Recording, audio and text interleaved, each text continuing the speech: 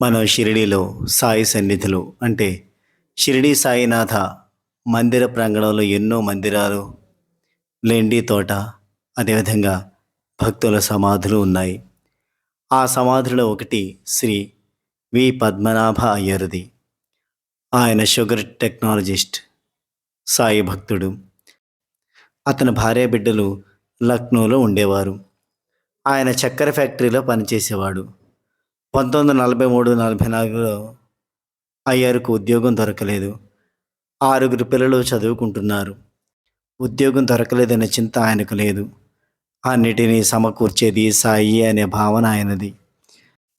1944లో కోపర్గాంకు దగ్గరున్న లక్ష్మీవాడిలో ఆయనకు ఉద్యోగం వచ్చింది. చూశారా సాయి కరుణ, ఆయన నన్ను తన దగ్గరకు రప్పించుకున్నారు అనేవారు. లక్ష్మీవాడి నుండి షిరిడీకి సమయం చిక్కినప్పుడల్లా వెళ్ళేవాడు. హారతుల్లో పాల్గొనేవాడు.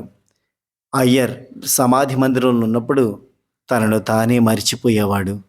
అనేకసార్లు ఇతర భక్తులు మీరు లక్ష్మీవాడి వెళ్ళాలి కదా అని గుర్తు చేసేవారు. అది మే 26, 1945. లక్ష్మీవాడిలో పని అయిపోయింది.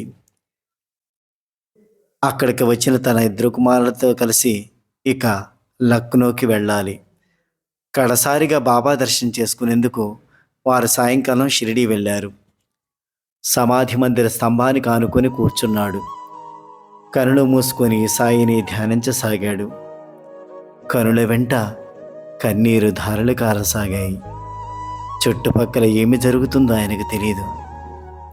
చుట్టుపక్కల వారు ఆయనతో మాట్లాడాలని ప్రయత్నించారు. రాత్రి 9 గంటలకు స్పృహలోకి వచ్చి అతి కష్టం మీద బయటికి వచ్చాడు.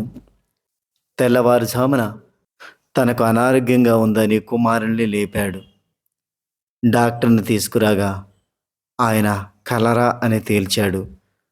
అయ్యర్ తనకు సాయిపటం కావాలి అన్నాడు. వారు సాయిపటాన్ని ఇవ్వగా దానిని గుండెలపై పెట్టుకున్నాడు. బాబా బాబా అంటూ అంతిమ శ్వాస తీశాడు పద్మనాభయ్యర్.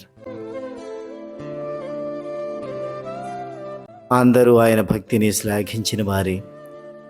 భక్తులు షిరిడీ సంస్థానం వారిని కలిశారు. అక్కడే శ్రీ పద్మనాభయ్యర్కి సమాధిని ఏర్పాటు చేశారు.